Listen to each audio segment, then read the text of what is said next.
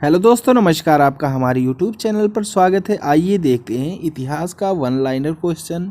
अगर आपने हमारा चैनल सब्सक्राइब नहीं किया है तो प्लीज़ इसे सब्सक्राइब कर लें, क्योंकि यहाँ पर आपको सभी विषयों का प्रैक्टिस सेट मिल जाएगा जो परीक्षा की दृष्टि से अति महत्वपूर्ण है। तो चलिए शुरू करते हैं। इतिहास का पिता कहा जाता है हेरोडोटस को। सिंधु सभ्यता प्रसिद्ध थी सुनियोजित शहर हेतु। सिंधु सभ्यता के लोगों का व्यवसाय व्यापार था। सिंधु वासियों का मुख्य फसल जौ एवं गेहूं। हड़प्पा सभ्यता के बारे में सबसे पहले जानकारी दी थी चार्ल्स मेमन 1025 ईसा पूर्व में। मोहनजोदड़ो एवं हड़प्पा की पुरातात्विक खुदाई के प्रभारी सर जॉन मार्शल थे। हड़प्पा की सभ्यता थी कांस्य युग की। सिंधु सभ्यता की लिपि भाव चित्रात्मक थी। मिस्र के राजा कहलाते थे फराओ। खरोष्टी लिपि लिखी जाती है दाएं से बाएं। स्वास्तिक चिन्ह देन है सिंधु सभ्यता का। आदि मानव ने सर्वप्रथम सीखा, क्या सीखा था? आग जलाना। आग का आविष्कार पूरा पाषाण काल में हुआ था। सबसे पहले पालतू जानवर कुत्ता है। सिंधु सभ्यता थी आदि ऐतिहासिक सभ्यता। हड़प्पा स्थित है रावी नदी के तट पर। सिंधु सभ्यता का प्रमुख बंदरगाह लोथल है। हड़प्पा लोग किस धातु को नहीं जानते थे? तो लोहा धातु को नहीं जानते थे। हड़प्पा में मिट्टी के बर्तन पर प्रयुक्त रंग लाल होता था। चावल के साक्ष्य मिले हैं लोथल एवं रंगपुर से। सिंधु सभ्यता का सर्वाधिक मान्यता प्राप्त काल है 2500 बीसी से 1750 बीसी। मोहनजोदड़ो स्थित है पाकिस्तान लरकाना जिले में। मोहनजोदड़ो की खोज की थी रखाल दास बनर्जी 1922 ईस्वी में। नर्तकी की कांस्य मूर्ति कहाँ मिली थी? मोहनजोदड़ो से मिली थी। सिंधु सभ्यता की सबसे बड़ी इमारत मोहनजोदड़ो से अन्नागार था। मोहनजोदड़ो से प्रमुख स्मारक बृहत स्नानागार है। मेसोपोटामिया का अर्थ दो नदियों के बीच की भूमि क्या कहलाती थी? मेसोपोटामिया कहलाती थी। हड़प्पा की खुदाई हुई थी दयाराम शाहनी 1921 द्वारा। सिंधु घाटी के लोगों ने पूजा की मातृ देवी की। पुराणों की संख्या गुप्त काल स्पना 18 थी। सबसे प्राचीन पुराण कौन सा है? तो मत्स्य पुराण है। पुराणों के रचयिता लोमहर्ष एवं उग्रश्रवा हैं। वेदों एवं वेदांगों की संख्या क्रमशः यानी वेदों की संख्या 4 एवं वेदांगों की संख्या 6 है। उपनिषदों की संख्या 108 है। पुराणों का अध्ययन करने वाला प्रथम मुसलमान अलबरनी है। उपनिषद का विषय वस्तु दर्शन का है। ब्राह्मण ग्रंथ संबंधित है कर्मकांड से। सबसे प्राचीन वेद ऋग्वेद है जिसमें सूक्ति 1028 सूक्ति हैं। गद्य एवं पद्य वाला वेद है यजुर्वेद। शतपथ ब्राह्मण संबंधित है यजुर्वेद से। तंत्र मंत्र संग्रहित वेद है अथर्ववेद। भारतीय संगीत का जनक है सामवेद है। गायत्री मंत्र लिया गया है ऋग्वेद से जिसके रचनाकार विश्वामित्र हैं। गायत्री मंत्री समर्पित है सावित्री सूर्य देवता से। गौत्र शब्द का उल्लेख मिलता है अथर्ववेद में।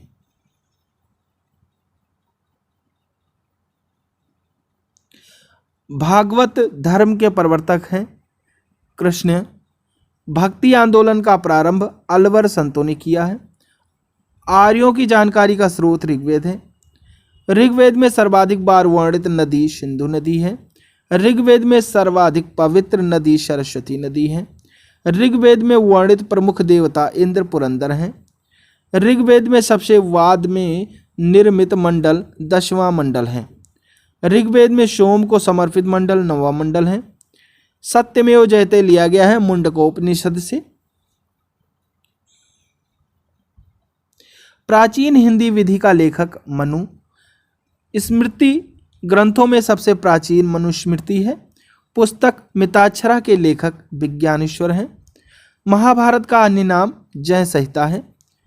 महाभारत रचना किसने की थी? तो वेदव्यास ने की थी। तो इसके फारसी अनुवाद का शीर्षक रज्मनामा है। आर्यों का भारत आगमन 1500 ईसा पूर्व से पहले हुआ था। आर्य पहले बसे थे पंजाब एवं अफगानिस्तान में। ऋग्वैदिक आर्यों की भाषा संस्कृत थी। आर्य लोग भारत आए थे मध्य एशिया से। शून्यवाद का प्रतिपादक नागार्जुन। गौतम बुद्ध का जन्म लुम्बिनी में 563 ईसा पूर्व में हुआ था। बुद्ध की मृत्यु कुशीनगर 483 ईसा पूर्व में हुई थी। बुद्ध की मृत्यु की घटना महापरिनिर्वाण कहलाती है। बुद्ध के प्रथम गुरु अलार कलाम हैं। बुद्ध द्वारा गृह त्याग की घटना महाभिनिष्क्रमण कहलाती है। बुद्ध का प्रथम प्रवचन कहलाता है धर्मचक्र प्रवर्तन। बुद्ध ने अपना प्रथम उपदेश दिया था सारनाथ में। बुद्ध ने उपदेश दिया था पाली भाषा में। बुद्ध ने सर्वाधिक उपदेश दिए थे श्रावस्ती में, जो कि उत्तर प्रदेश में है। बौद्ध धर्म के त्रिरत्न हैं बुद्ध, धम्म एवं सत्य। बुद्ध, धम्म एवं संघ। बौद्ध धर्म ग्रहण करने वाली प्रथम महिला महाप्रजापति गौतमी है। प्रथम बौद्ध संगीति 483 ईसा पूर्व अजातशत्रु राजगृह है। द्वितीय बौद्ध संगीति 383 ईसा पूर्व कालाशोक वैशाली। तृतीय बौद्ध संगीति 251 ईसा पूर्व अशोक पाटलिपुत्र। चौथी बौद्ध संगीति प्रथम शताब्दी 76 ईस्वी सन कुंडलवन कनिष्क है। बुद्ध के पूर्व जन्म पर आधारित कथा जातक कथा है। बौद्ध धर्म का प्रमुख ग्रंथ पिटक है। विनय पिटक, सुत्त पिटक तथा अधिम पिटक हो जाएगा। बौद्ध धर्म का पूजा स्थल चैत्य मंडप। बुद्ध चरित्र के लेखक अश्वघोष हैं।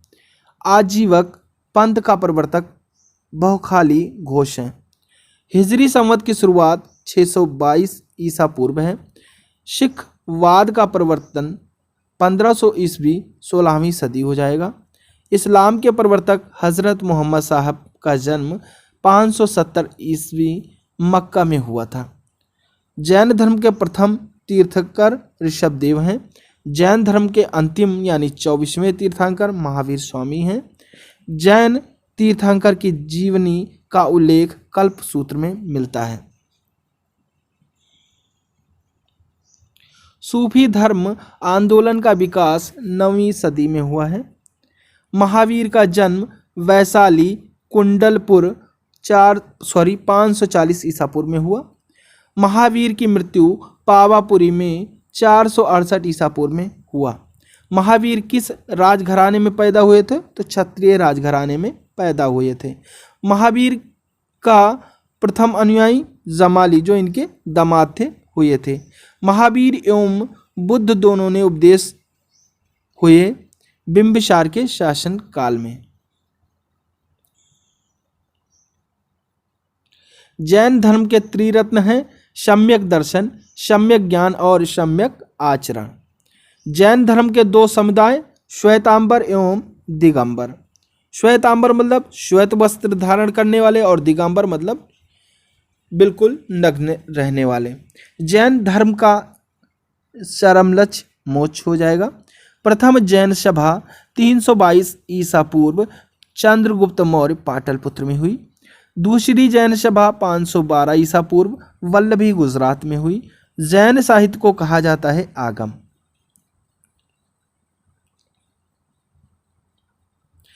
ईसा मसीहा का जन्म 4 ईसा पूर्व बेथलेहम में हुआ। ईसा मसीह का सूली पर चढ़ाया गया 33 ईस्वी में पोटियस द्वारा। मगध की राजधानी राजगृह गिरिब्रिज है। 16 महाजनपदों की सूची अंगुत्तर निकाय बौद्धि भगवती सूत्र है। शिशुनाग वंश का संस्थापक शिशुनाग हो जाएगा।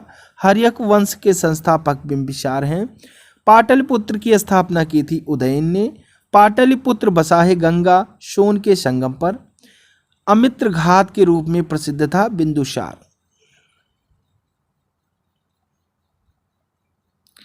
अवंती की राजधानी उज्जैन है। नंद वंश का संस्थापक महापद्म नंद है। नंद वंश का अंतिम शासक घनानंद। भारत पर सर्वप्रथम आक्रमण ईरान ने किया था। भारत पर आक्रमण करने वाला प्रथम विदेशी शासक सिकंदर है। सिकंदर एवं पोरस के बीच का युद्ध हाडेस्पीच का युद्ध जो कि झेलम नदी पर हुआ था। सिकंदर की मृत्यु 323 ईसा पूर्व बेबीलोन में हुई थी। मौर्य वंश का संस्थापक चंद्रगुप्त मौर्य था। मौर्य वंश की जानकारी मिलती है विष्णु पुराण से। सुदर्शन शील का निर्माण चंद्रगुप्त मौर्य है। चंद्रगुप्त अनुयायी था जैन धर्म का। चंद्रगुप्त मौर्य के गुरु एवं महामंत्री कौन थे? तो चाणक्य थे।